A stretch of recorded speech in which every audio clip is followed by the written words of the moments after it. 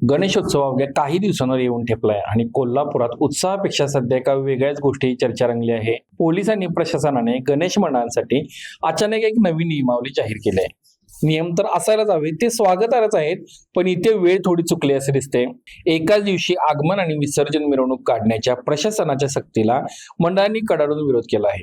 Laser लाईटवर बंदी, आवाजावर मर्यादा हे नियम चांगलेच आहेत. कोल्हापूरकरांनी त्याचं स्वागतही केले, पण ऐन सणाच्या तोंडावर घड्याळाचा काटा जवळ आलेला असताना हे निर्बंध लादणं यावर प्रशासनाने विचारमंथन करणं गरजेचं होतं, अशी अपेक्षा व्यक्त केली जात आहे.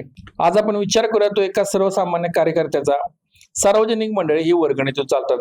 गणेशोत्सव 4-8 दिवसांवर आला असताना नियम बदलले जात आहेत, पण वास्तव हे आहे की मंडळांनी 2 ते 3 महिने आधीच साऊंड, लाईट, ट्रॅक्टर आणि देखावेवाल्यांना लाखो रुपयांचे ऍडव्हान्स दिले आहेत.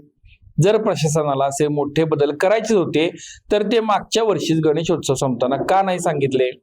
मागच्या वर्षी नियम स्पष्ट केले असते तर मंडळाने आज तशीच तयारी केली असती. आज नियम बदलून आणि गुन्हे दाखल करण्याचा इशारा देऊन फक्त गोंधळ निर्माण होत आहे. आता मिरवणुकीच्या तारखांचा मुद्दा. प्रशासनाने 14 सप्टेंबरला आगमन आणि 25लाच विसर्जन सक्तीचे केले आहे. मंडळांची मागणी आहे की इतर दिवशी परवानगी द्यावी. आता इथं साधा तर्क लावा. जर मंडळी प्रशासनाचे सर्व नियम पाळून आवाजाची मर्यादा राखून 2 दिवस मिरवणूक काढत असतील तर त्यात असे काय मोठे नुकसान होणार आहे? उलट कोल्हापूर सारख्या शहरात एकाच दिवशी शेकडो मिरवणुका निघाल्या तर वाहतूक आणि सुरक्षेचा ताण पोलिसांवर जास्त येईल. विभागून मिरवणुका काढल्यास गर्दीचे नियोजन सोपे होईल. यावर्षी वेळ कमी आहे, त्यामुळे लेझर आणि डॉल्बी बंदी वगळता जुन्याच नियमाने सण साजरा करू दिला जावा अशी विनंती वजा निवेदन मंडळ देण्याचे विचारत आहेत.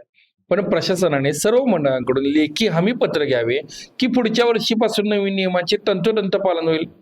पण असा सोपा मार्ग निघू नये यात काहींचे हित आहे. प्रशासनाने असे नियम लादायचे, कार्यकर्त्यांमध्ये गोंधळ आणि भीती निर्माण करायची आणि मग राजकीय नेत्यांनी संकट मोचक म्हणून एंट्री घ्यायची. तुम्ही काळजी करू नका, मी प्रशासनाला सांभाळून घेतो असं म्हणत हे नेते आपला राजकीय भाव वाढवून घेतात. हा गोंधळ जाणून बुजून निर्माण केला आहे का अशी शंका नक्कीच येते. कार्यकर्त्यांवर केस पडली तरी मी तुमच्या पाठीशी उभा आहे हे सांगून नेत्यांचेच वजन आणि प्रस्थ वाढणार आहे.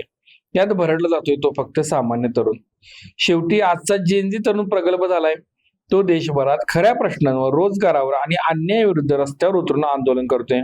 मग आपल्या कोल्हापूरच्या तरुणांनी, कार्यकर्त्यांनी या नेत्यांच्या भ्रामक विश्वात का रमायचं? काही राजकीय नेत्यांना मोठे करण्यासाठी स्वतःवर केसेस ओढवून घेणे आणि स्वतःचे भविष्य धोक्यात आणणे हे आता थांबायला हवं. गणेशोत्सव हा आपला अभिमान आहे, तो आपण श्रद्धेने, शिस्तीने आणि डोळसपणे साजरा करूया. प्रशासनाने ही ताटर भूमिका सोडून सामंजस्याने मार्ग काढावा. या संपूर्ण विषयावर एक कोल्हापूरकर म्हणून तुमचं मत काय आहे? नियम योग्य की वेळ चुकली? कमेंट करून नक्की सांगा. धन्यवाद. बाबा, खूप बोर होतंय. काहीतरी नवीन फ्रेश ऑर्डर करा ना. माझ्याकडे एक सरप्राईज आहे. गोकुळचा आस्वाद परंपरेचा, गोकुळ आईस्क्रीम सोबती प्रत्येक क्षणाचा. गोकुळ आईस्क्रीम.